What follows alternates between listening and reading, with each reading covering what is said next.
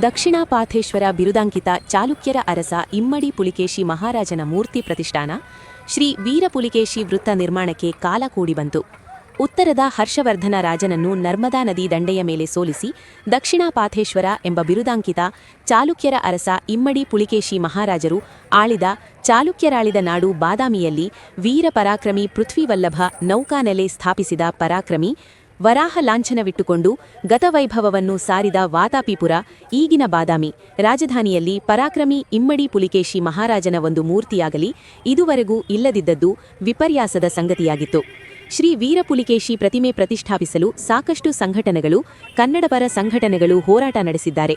ಬಾದಾಮಿಯ ಕಾಲೇಜ್ ರಸ್ತೆಗೆ ಸಾಗುವ ರಾಜಕಾಲುವಿಗೆ ಹತ್ತಿಕೊಂಡೇ ಇರುವ ಹುಬ್ಬಳ್ಳಿ ರಸ್ತೆಗೆ ಸಾಗುವ ವೃತ್ತವನ್ನು ಶ್ರೀ ವೀರಪುಲಿಕೇಶಿ ವೃತ್ತ ಎಂದು ಘೋಷಣೆ ಮಾಡಿ ಆ ವೃತ್ತದಲ್ಲಿ ವೀರಪುಲಿಕೇಶಿ ಭಾವಚಿತ್ರವಿರುವ ಚೌಕಾಕಾರದ ಬಾಕ್ಸ್ ಮಾಡಿ ಶ್ರೀ ವೀರಪುಲಿಕೇಶಿ ವೃತ್ತ ಎಂದು ನಾಮಕರಣ ಮಾಡಿದ್ದೂ ಆಗಿತ್ತು.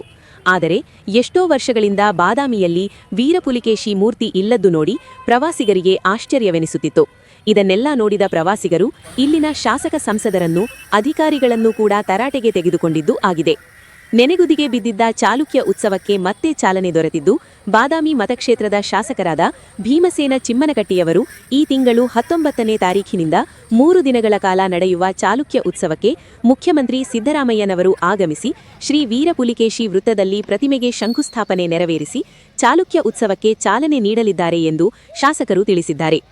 ಈ ಕಾರಣಕ್ಕಾಗಿಯೇ ಶ್ರೀ ವೀರಪುಲಿಕೇಶಿ ವೃತ್ತದಲ್ಲಿ ಅನಧಿಕೃತ ಕಟ್ಟಡಗಳನ್ನು ನಿನ್ನೆ ರಾತ್ರಿ ಜೆಸಿಬಿ ಯಂತ್ರದಿಂದ ಕೆಡವಿ ತೆರವುಗೊಳಿಸಲಾಯಿತು.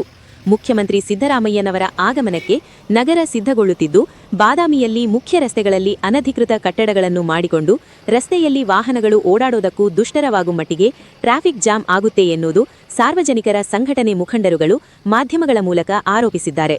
ವರದಿ ಹುಲಿಗೆಪ್ಪ ಭೋವಿ, ಬಾದಾಮಿ.